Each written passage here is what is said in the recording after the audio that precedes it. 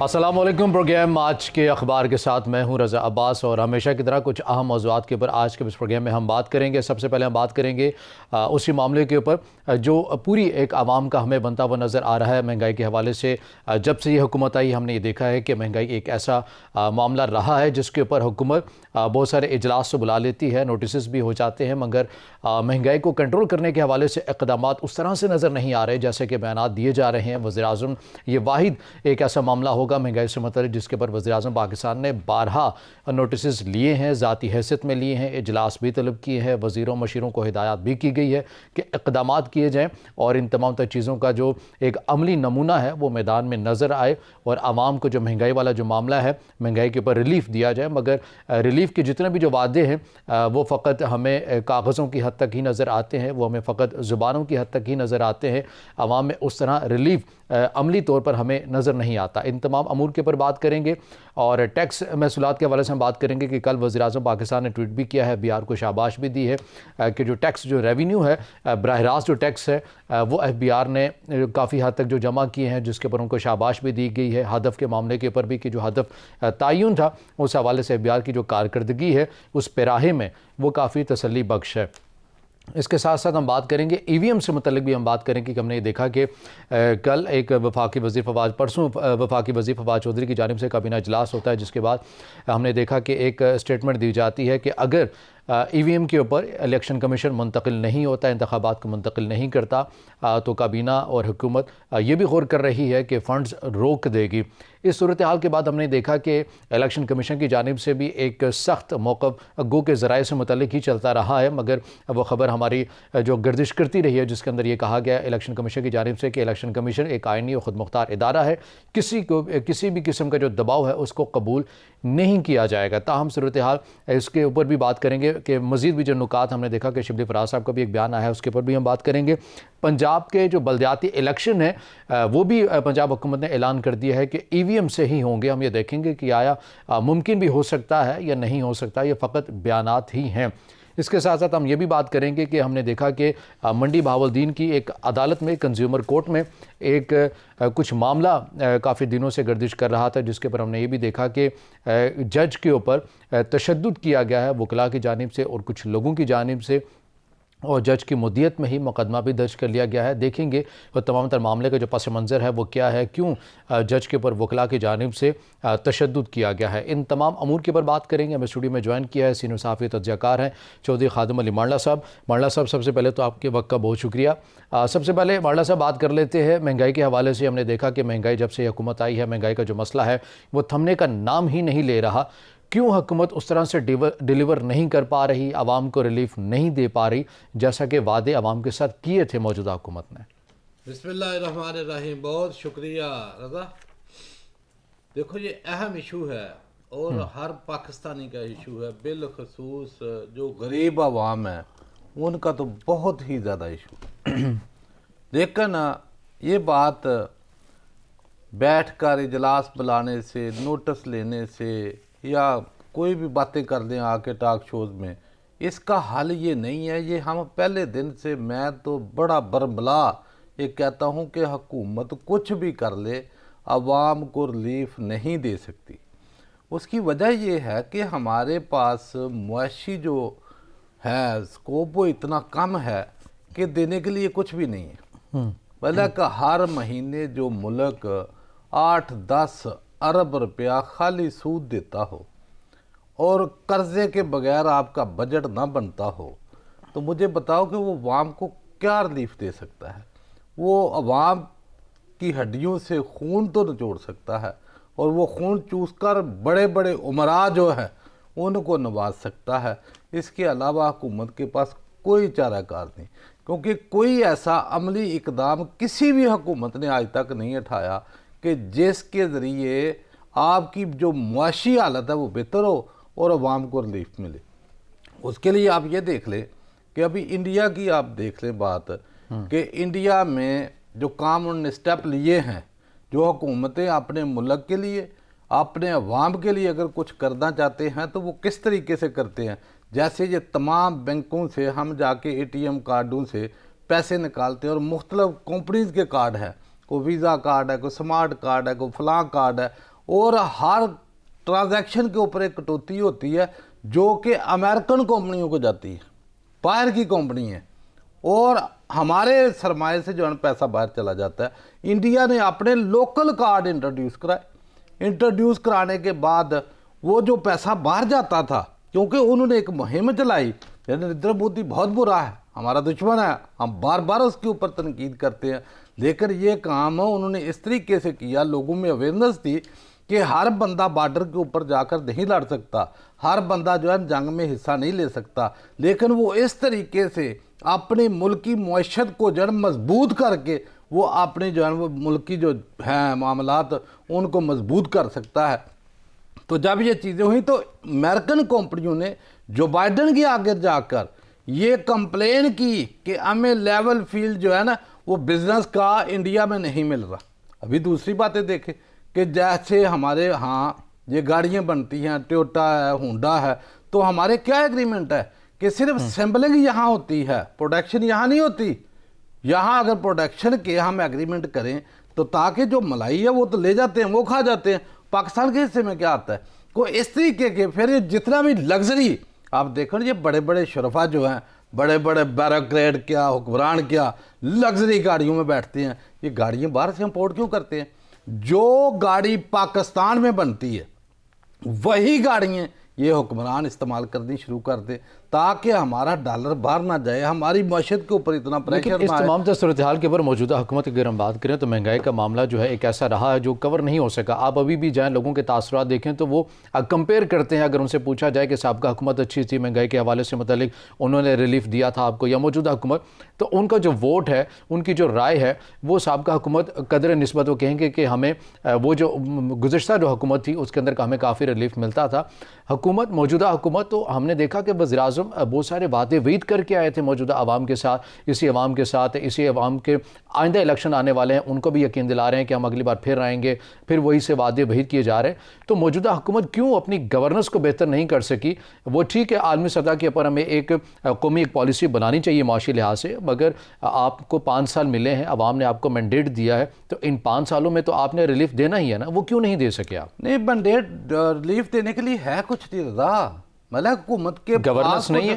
नहीं, गवर्नेंस कौन सी गवर्नेंस? कीमतों के ऊपर इससे काम नहीं है, गवर्नेंस यहाँ तो कह सकते हैं इंतजामी तौर के ऊपर सख्ती कर सकते हैं कि आप पेट्रोल बाहर से लेते हो, जब उन्होंने कहना रेट बढ़ाओ, जब महंगा होगा इंटरनेट तो आपको बढ़ाना है। आटा बाहर से तो नहीं लेते, आटा तो आपकी जरी चीजें हैं, चीनी है, इन मामला कीमतों के ऊपर पैदा करने के लिए कौन सी चीजें आपको चाहिए? आपको खाद चाहिए ना, आपको ट्यूबवेल चलाते हैं उसके लिए डीजल चाहिए, आपको सारी चीजें उसके लिए जितने भी अद्वियात हैं वो चाहिए, बीज चाहिए, कहाँ से आते हैं? पाकिस्तान में तो बीज तक जो है ना वो इंपोर्ट हो रहे हैं। किया क्या है इस मुल्क ने? जो अदारे बड़े बड़े जो है वो जहां नाम तो लेते हैं अदारों का, लेकिन मुझे को करतूत तो बताया ना आपने ये किया कि बीज तक आप बाहर दुनिया से लेते हैं। अगर बीज महंगा है तो कैसे जो है ना आप सस्ताई करेंगे? अगर डीजल से आप वाटरिंग करेंगे, पानी लगाएंगे, ट्यूबवेल कैसे चलेंगे, ट्रैक्टर कैसे चलेंगे? तो बहुत सारी चीजें हैं, नाम लेना तो बड़ा आसान है कि गंदम यहाँ है, अगर गंदम यहाँ किसान है उसके ऊपर अगर खर्चा लगाता है तो खर्चा वो डीजल खर्च करता है, उसके ऊपर और सारे बहुत सारे खर्चे हैं मैं बता रहा हूँ। तो वो जब सस्ता कर देंगे तो किसान को क्या बचेगा? किसान तो नुकसान में जाएगा। बहुत सारी चीजें हैं। नुकता आपका ठीक है, ये नुकता आपका ठीक है, बहुत सारी जो चीज़ें हैं वो बाहर से लेकर आते हैं, मगर मेरा सवाल ये है कि अगर एक चीज़ की कीमत तयन उसका हो चुका है कि ये 100 रुपये में मिलेगी, वो शाम को 150 की मिलती है, कभी 200 की हो जाती है, कभी 250 की। मैं इस हवाले से बात कर रहा हूँ कि क्यों कीमतों के अंदर इससे काम नहीं है। ये तो काम इंतजामिया का ही है ना, इंतजामिया चीज़ों के ऊपर कर सकते हैं। निज़ाम है ना ये माफिया के हाथ में, हुकूमतों के हाथ में कभी भी ये निज़ाम नहीं रहा। यानी कि इतने इतने बड़े टाइकून आपने हाल ही में देखा पिछले दिनों, जब चीनी के ऊपर एक कमीशन बैठा, एक रिपोर्ट आई, तो उसमें कौन लोग थे? लेकिन उनकी तरफ को हाथ डाल सका? नहीं डाल सका। यानी कि गंदम के ऊपर आया तो उनको को हाथ डाल सका। इस तरह ये शुगर है तो पेट्रोल बहरान भी आया, पेट्रोल बहरान भी जैसे दिल चाहता है इन माफिया का वो आ जाता है, क्योंकि लॉ एंड ऑर्डर नहीं है, किसी को सज़ा नहीं है, जज़ा नहीं है। जिस मुल्क में जज़ा और सज़ा का कंसेप्ट ख़त्म हो जाता है वहाँ बातें तो हो सकती हैं, लेकिन अमली तौर के ऊपर आपको ज़मीन के ऊपर जो है ना रियलिटी वो नहीं मिल सकती। अभी ये हुकूमत जो बैठी है इसके पास देखो ना, ये अदालतें बैठी हैं, दारे बैठे हैं, सारा निज़ाम है। मुझे बताएं कि पनामा लीव की 400 बंदे की लिस्ट है, क्या हुआ है भाई? 400 बंदा अगर बंद होता तो आज जो है नए टाइकून पैदा ना होते, कोई शुगर माफिया पैदा ना होता, कोई गंदम माफिया पैदा ना होता, कोई मेडिसिन माफिया पैदा ना होता, और बहुत से माफिया कंट्रोल थे। अभी ये पंडोरा पेपर में 700 बंदा है, खामोश हैं सारे। अभी देखो ना, जिन जिन लोगों के नाम है वो यही लोग हैं मोस्टली, जो है कुछ हवानों में बैठे हुए हैं, या इनके को फ्रंट मैन होंगे, या इनके को रिश्तेदार अजीजों कारब होंगे। अल्लाह अल्लाह खैर या अल्लाह। मुल्क जो है ना वो उस वक्त सीधा होगा जब इनको सख्त सजाएं मिलेंगी।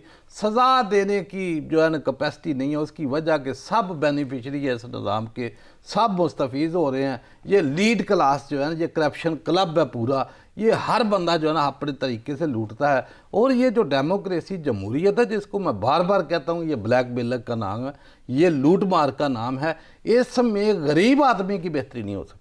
इसमें सिर्फ लीड क्लास, उसकी वजह यह है कि ये करोड़ हर रुपया लगा कर, वोट खरीद कर, ये खर्चे करके अपनी कंस्टिट्यूंसियों में आकर असम्बलियों में बैठते हैं, फिर इनको ठेके मिलते हैं, ठेकों से फिर इनको कमीशन मिलते हैं, कहीं 30% है, कहीं 40% है। अभी बाजों का तो वीडियो ऑडियो में आप लोगों ने देखा कि 50% सिंध में कमीशन ठेकों का है। तो वो यहाँ इसी मुल्क को लूटते हैं, इसी तरीके से लूटते हैं। अगर वो ये आप देख रहे लाहौर में जैसे ये वोट जो है 2-2 हज़ार रुपया कुरान के ऊपर हल्फ दे के कुरान की कस्में दिलाई जा रही हैं, उनसे ख़रीदारी की जा रही है।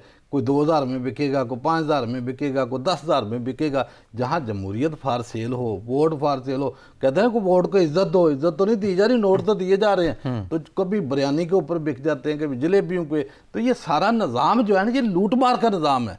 शुरुआत ही इसकी यहाँ से होती है। और जो लोग असम्बलियों में बैठे होते हैं मोस्टली कोई नैब को मतलूब है, कोई FIO को मतलूब है, कोई जेलों से जमानतें करा के आके बैठे हैं और आकर हमें भाषण देंगे। उनका भाषण कौन सुनेगा? लेकिन तो ये चीज़ें हमें बताई हैं जब अपोजिशन में मौजूदा वज़ीर-ए-आज़म इमरान खान साहब रहे हैं। उन्होंने चीज़ें बताई कि हर चीज़ के अंदर बिगाड़ है, चोर हैं, करप्ट हैं, लुटेरे हैं, मैं आऊँगा, इस्लाहात लेकर आऊँगा, मैं इस्लाहात करूँगा।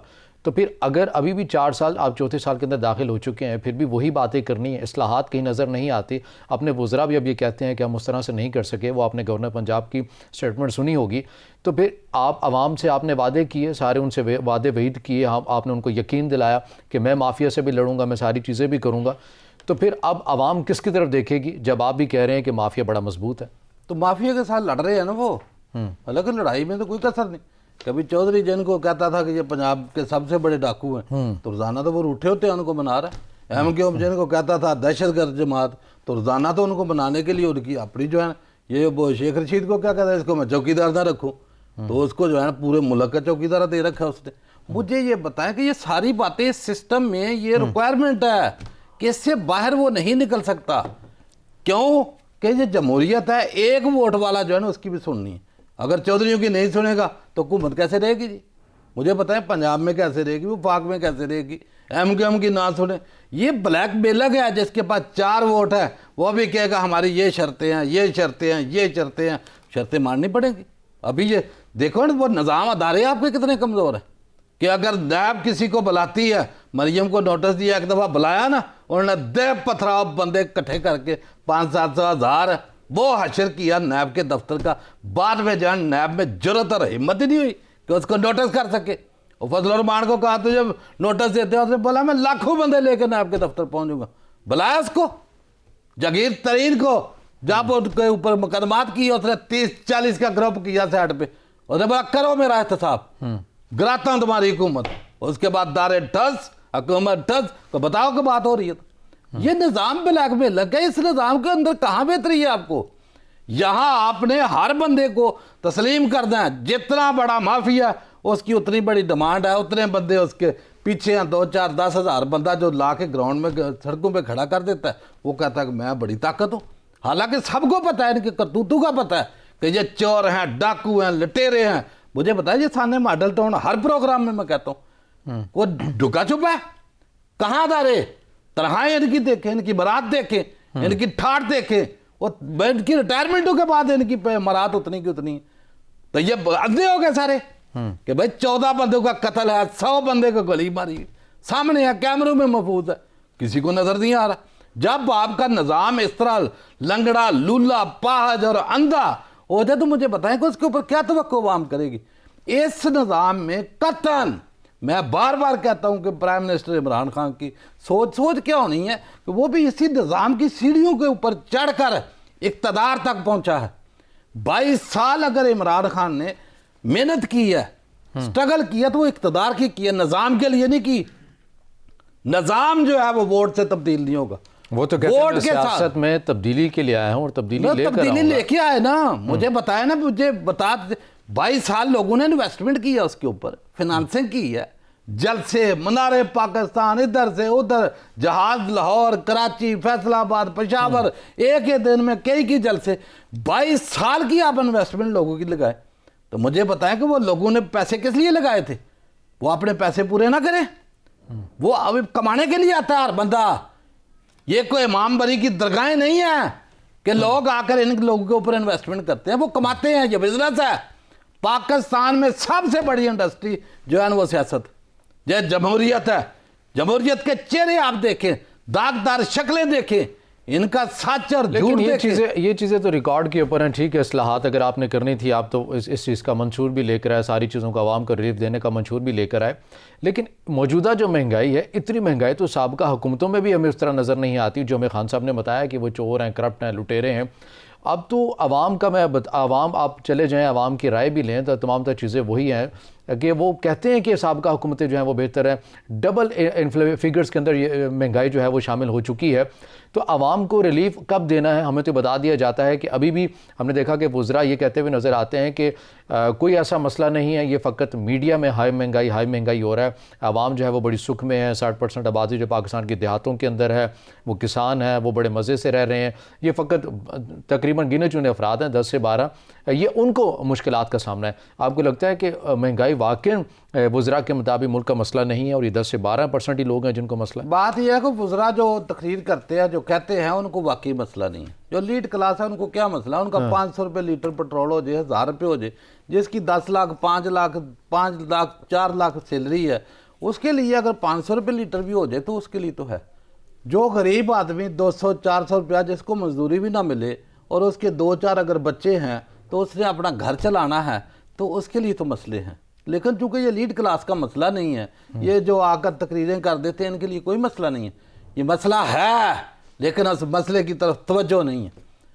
और मैं बार बार कहता हूं कि ये जो जी 150 रुपये लीटर पेट्रोल है, 200 रुपये, मैं कहता हूं कि अगर जिस तरह 2000 रुपये आज ही हो जाए लीटर का, तो ये जो सफ़ेद पोश मोटरसाइकिलों के ऊपर, ये छोटी छोटी गाड़ियों के ऊपर 2-4 लीटर डला के जाते हैं ना रोजाना, जैसे इनकी गाड़ियां बंद होंगी तो मैं फिर देखूंगा ये रोडों के ऊपर ये लग्जरी गाड़ियों वालों का बंदोबस्त वो खुद ही कर देंगे।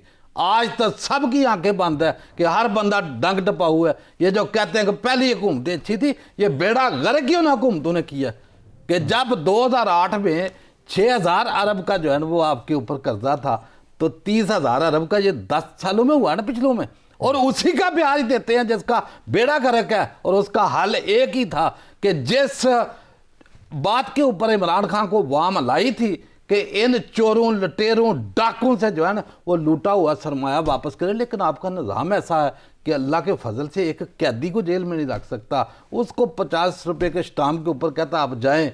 सारा माफिया जमानतों के ऊपर बाहर है, मनी ट्रेल किसी के पास नहीं है, असासे उनके सारी दुनिया के सामने है। मुझे बताओ कि जब इतना बड़ा झूठ और झूठे गलीज किस्म के लोग ये असम्बलियों में बैठाएंगे तो वो क्या हुकूमत को रिलीफ देंगे? जो 14 बंदे जिन्होंने कत्ल करवाए थे वो सारे आज भले वो हीरो बन जाते।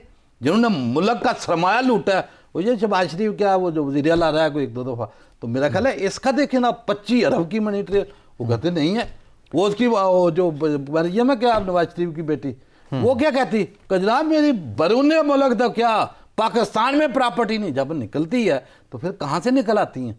वो उसके भाई मफरूर, वो एक कहता था अल्हम्दुलिल्लाह ये फ्लैट मेरे है, और दूसरा कहता था कि मैं तो किराए पे रहता हूँ। और वो जो बाहर गया ये असेंबली में खड़े होके इतना झूठ कि ये वो असासे हैं, ये वो जराए हैं जनाब जिनसे हमने वो असासे बनाए। लेकिन वो तमाम तर जो मामले हैं, ठीक है, अदालतों ने देखने हैं, या आपने कह दिया कि वो करप्शन के अंदर मुलविस हैं, उन्होंने चोरियां की हैं, लुटेरे हैं, फलां हैं, जो आप ये बात कर रहे हैं, लेकिन अब तो सवाल मौजूदा हुकूमत से ही होना है ना। आपने रिलीफ देने के लिए क्या किया? सानेहा मॉडल टाउन के ऊपर किसने उस नाम के ऊपर सियासत की है, किसने उनके नाम के ऊपर वोट लिया है? क्या उन्होंने इंसाफ दे दिया सानेहा मॉडल टाउन को? आज उनकी हुकूमत है, सारी चीज़ें हैं। आपने कहा था हम आपको 90 दिन के अंदर IMF के मुंह के ऊपर कर्जा जो है वो उनके मुंह पर मारेंगे, इस्लाहात लेकर आएंगे, हम आवाम को रिलीफ देंगे। कनाडा, यूरोप के ख्वाब आपने दिखाए, साइकिल पे वज़ीर-ए-आज़म ऑफिस जाता है, ये ख्वाब आपने दिखाए। तो किसने डिलीवर करना था? ख्वाब दिखाने के लिए तो लोगों को जो है तैयार किया जाता है ना कि वोट दो मुझे। और कौन से ख्वाब दिखा रहे थे? बात दूसरी ये है कि ये जो चोर करप्ट माफिया है, इसके लिए असेंबली वालों से क्या पूछना है? क्योंकि ये कैसी कानून साजी करेंगे मुझे बताए ना, किस तरीके के जो है ना वो अदारे बनाएंगे जो मोस्टली अभी जो दुनिया के सामने, अवाम के सामने चीजें आ रही हैं, जो इनके वकील हैं उन्हीं को जज लगवाते हैं। अभी देखो ना, ये साकिब नूरान किनका जज था? इन्हीं का। फिर ये जो वो जज, चीफ जज जो गलगेत वाला, इनका वकील था। और मोस्टली आप लिस्ट उठा कर देखें। फिर उसके बाद जो मराद, जो नवाज शाह जो बख्शिशें करते हैं कि जनाब आप फैसले करो, आपको हम सदर बनाएंगे, आपको गवर्नर बनाएंगे, आपको चेयरमैन बनाएंगे, आपके बेटों को जनाब रिकॉर्ड देख के हम ठेके देंगे, ये सारी मराद बख्शिशें मुझे बताएं किस तरफ लेके जाते? और दुनिया के अंदर जिन लोगों ने सजाएं देनी थी, दुनिया में हमारा 130 में, मेरा 126वें नंबर के ऊपर है। अल्हम्दुलिल्लाह, शुक्र है अल्लाह का कि जो पीछे तो मतलब 4 नंबर रह गए हैं उसको भी पूरा कर ले तो मेरा सुकून हो जाएगा। मंडला साहब मजीद भी बात करें कि यहाँ एक ब्रेक का कहा जा रहा है। नाज़रीन हमारे साथ रहिएगा।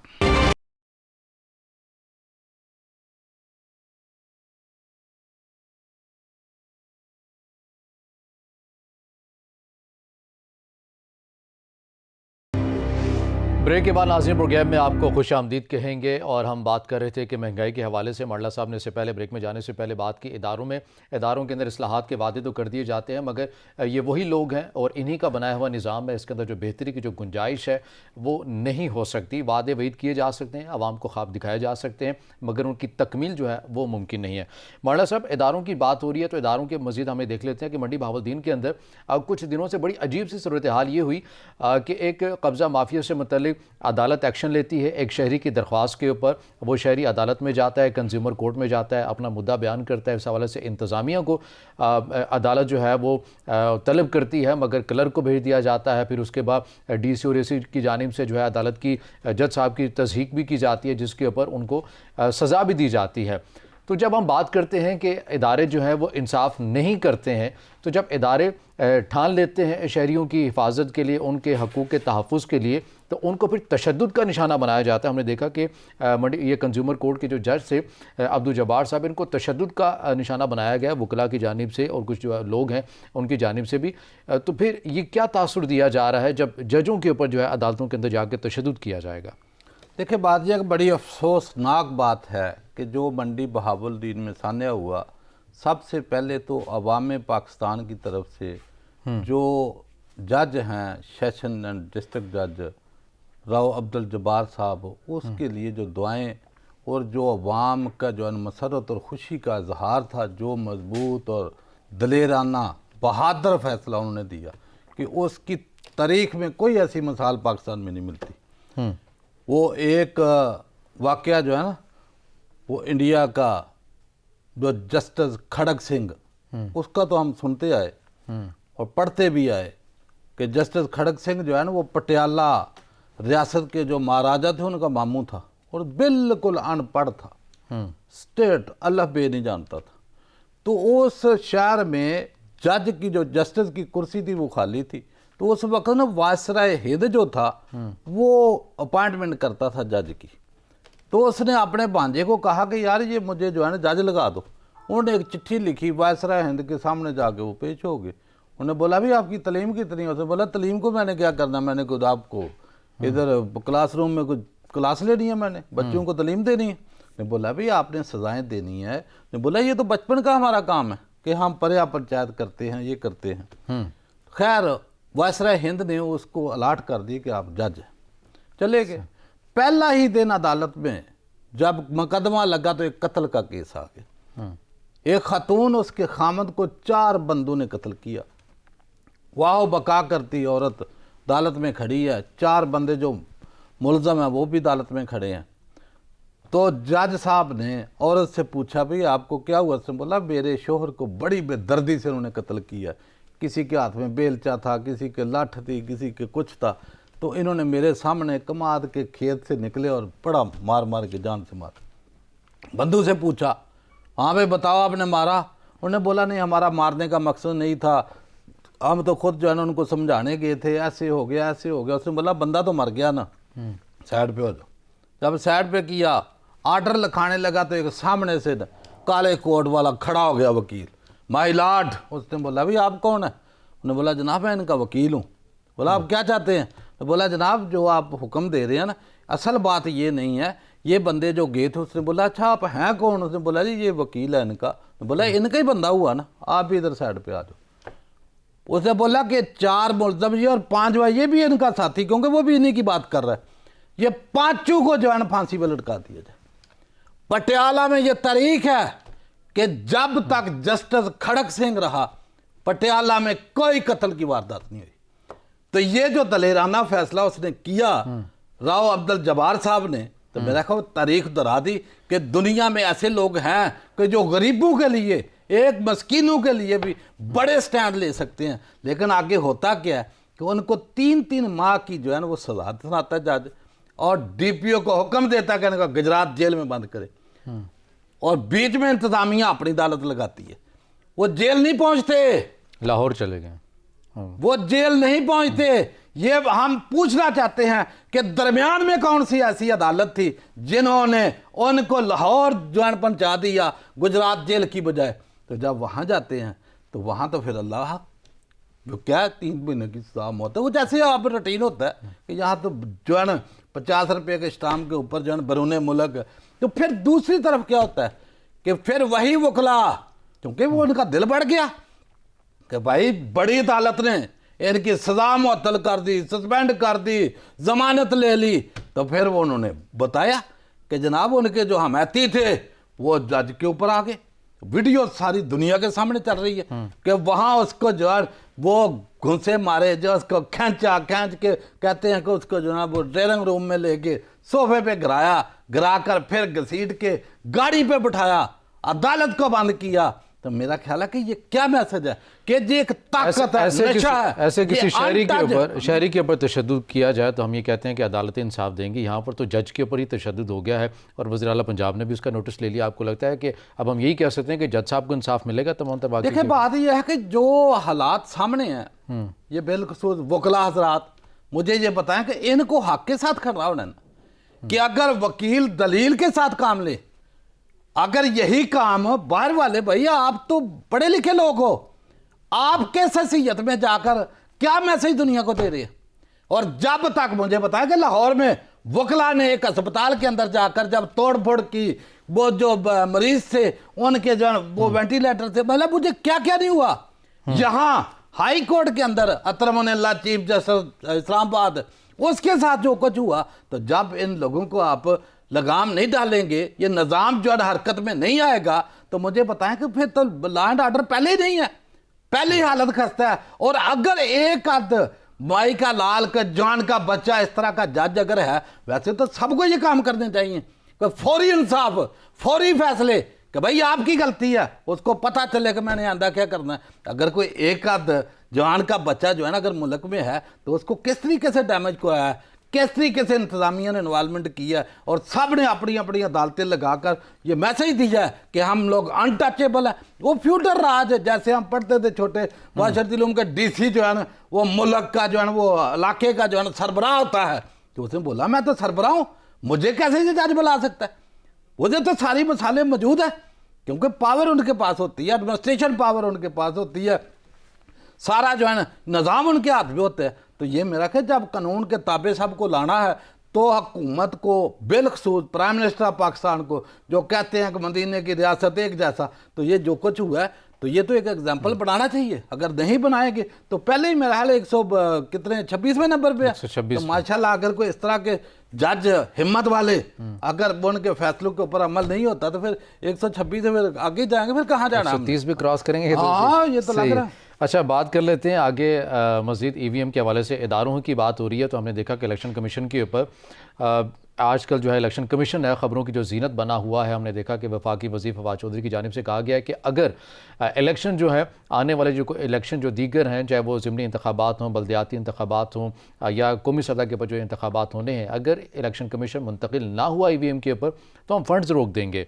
आपको लगता नहीं है कि एक आइनी और ख़ुद मुख्तार इदारे को आप ऐसी बात कर रहे हैं जबकि ऐसे इख्तियारात उसके पास, उस इदारे के पास ज़्यादा हैं, आपकी हुकूमत के लिए मसाइल हो सकते हैं? तो देखिए बात यह है कि ये इसकी जो इंटरप्रिटेशन हो रही है ना अवाम में कि इस बयान को लेकर, ये वजीर जो है फवाद चौधरी इसके बयान को, मेरा ख्याल कि उनके बयान को दूसरे तरीके से आप देखेंगे। जब EVM का कानून बन गया तो वो एक कानूनी बाइंडिंग है, ठीक है, कानून ने पास कर दिया, असेंबली ने, सेनेट में, जॉइंट सेशन में ये बिल पास हो गया कि EVM के ऊपर जो है वो काम होगा सारा।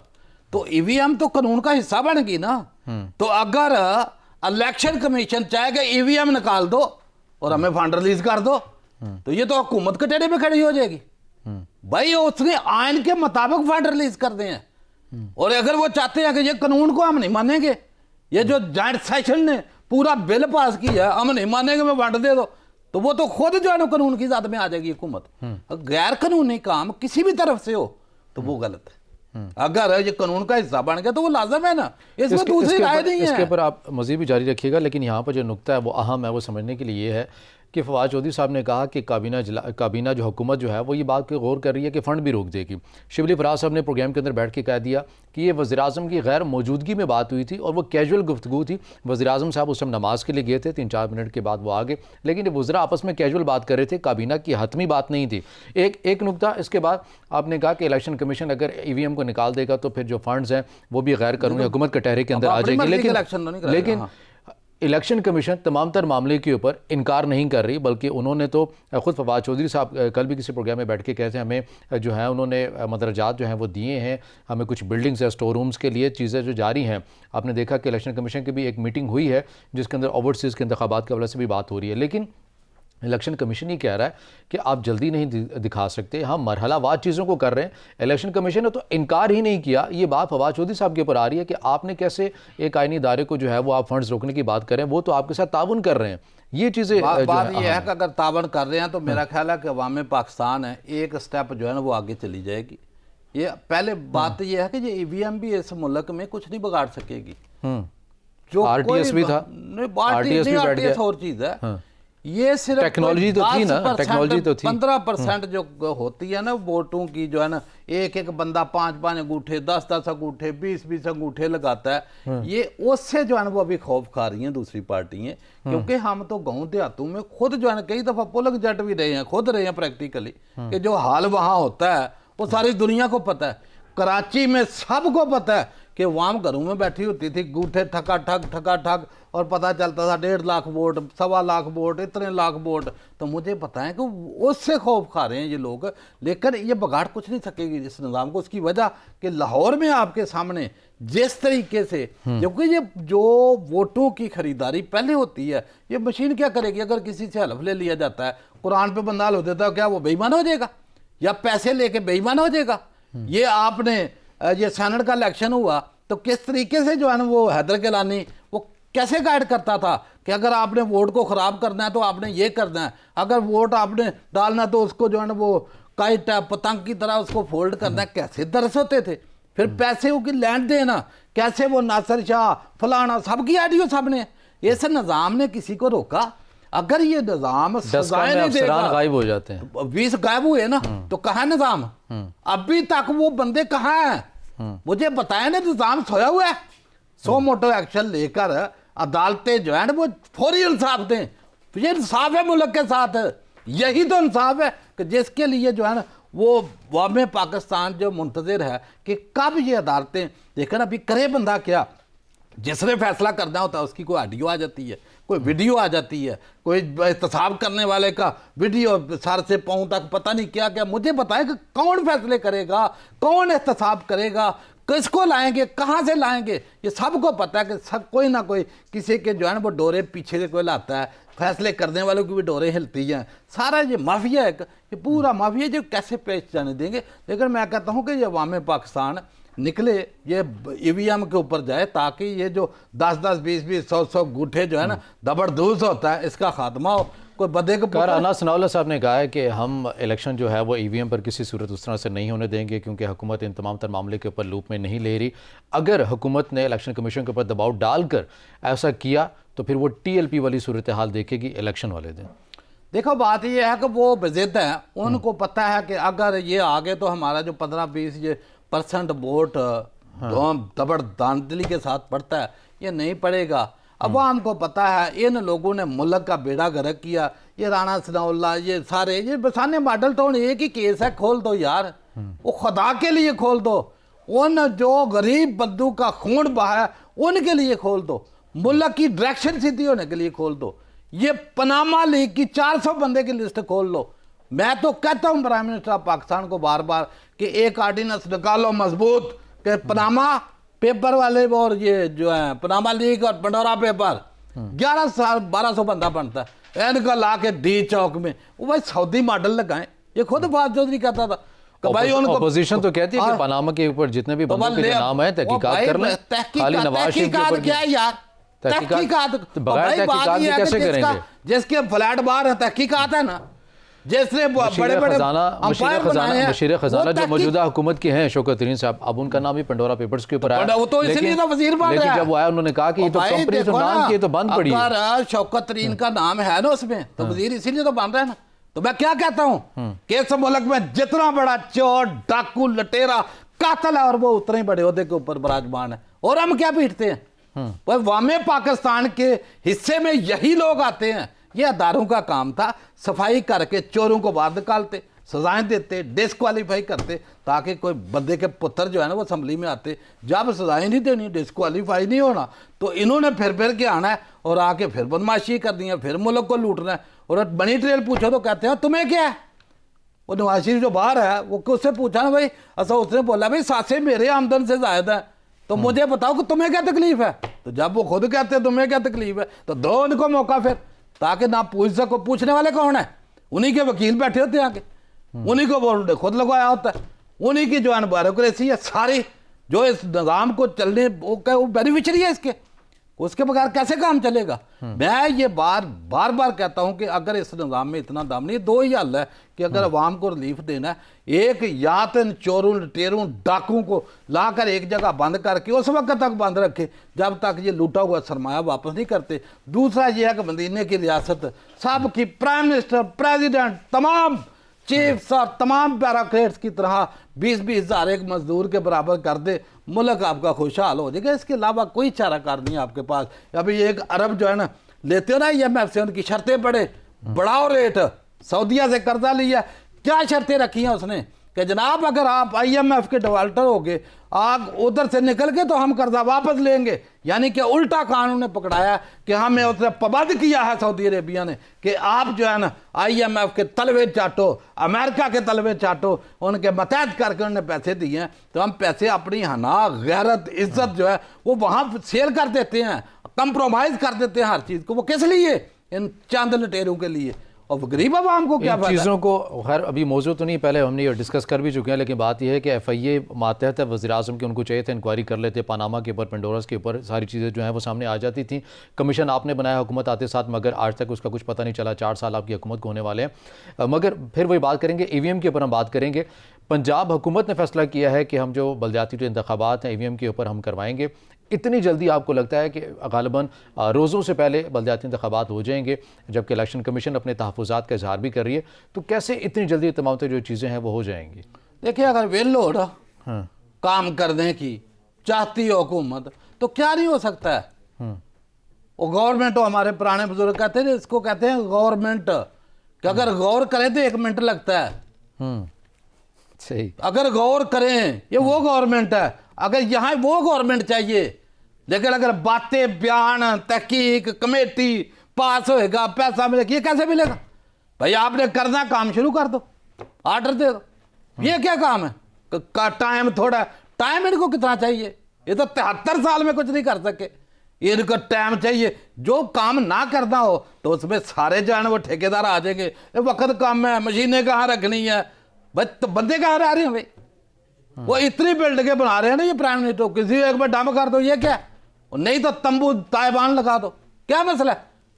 ये को बहाने हैं कि उनको रखना कहाँ है, छोड़ना कहाँ है? तुम कहाँ रहते हो भाई? इतने इतने बड़े बंगले, 60-60 50-50 कनालों के ऊपर, घरों के ऊपर जाने के 12 करोड़ का जन बंगला बना हुआ है, सरकारी है सारे, रखना कहाँ है? वो हाउस खाली करा दो। आपको अगले इलेक्शन ईवीएम से होते हुए नजर आ रहे हैं नहीं? हाँ या कराने ना? पड़ेगा, हाँ हाँ, और बिल्कुल होंगे। ठीक है मौलाना साहब, आपका बहुत शुक्रिया। वाकई नाज़रीन, आज के प्रोग्राम से इतना ही, इजाज़त दीजिए, अल्लाह हाफ़िज़।